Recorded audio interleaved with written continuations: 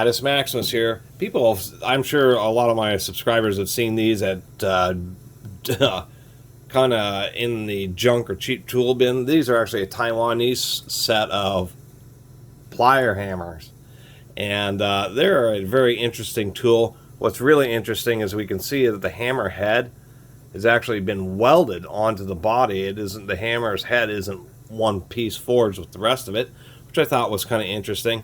These are like a junk drawer utility tool, and that's basically the best way to put it. They do use a fairly decent screw, and then you can see they stamp it to swage out, spread out the end so the rivet doesn't come loose. But that's what you have here, is you have a plier hammers. They actually are kind of interesting because we have a set of pinch pliers here, pretty close to the pivot point, so you get just a lot of leverage.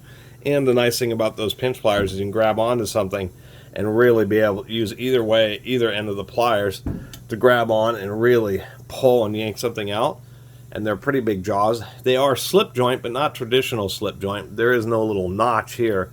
Instead, the notch, there's this little groove and a little bump on the back of this jaw, and that allows these lower plier sections to align. The problem with these lower plier sections is, you know, they're right in the middle of the tool, so whatever you're grabbing onto, you're going to have space for the entire rest of the head to grab onto. But when you're down in this position, we do have like a nail cutter, real kind of coarse wire cutter right there, so just another aspect of this tool.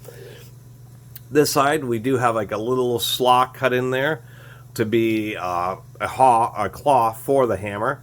But then the slip jaws allow this section to be kind of like nut pliers or pipe pliers, and then you get just kind of a general channel lock-esque utility plier section here that you can work on a couple different diameters. Not a big difference in diameters, but I would say, you know, common kind of household plumbing fittings, replacing a line to a toilet or to a sink or something like that, replacing a shower head.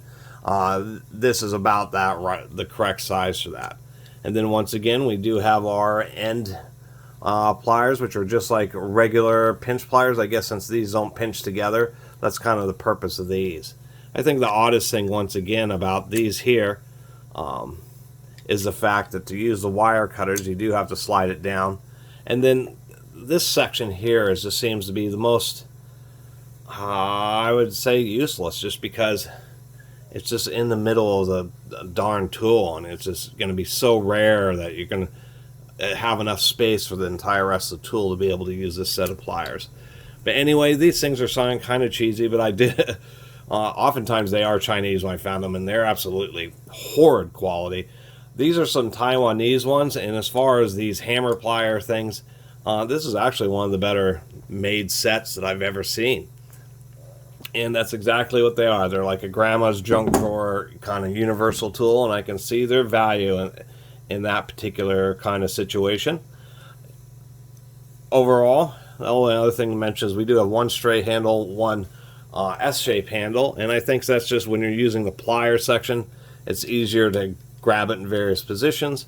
And then when you're hammering, it's actually not super great because the way this curves up, it kind of makes it just a little bit more funky to use as a hammer. But nonetheless, I've never reviewed one of these tools, once again, because everyone I've seen has been so terrible. But I thought, you know, why not show a decent pair of these, just because, you know, it's a unique tool. And really is optimized for the junk drawer. Anyway, I really appreciate everybody who's been watching and subscribing. And if you haven't subscribed, please do. Until next time, Catus Maximus out.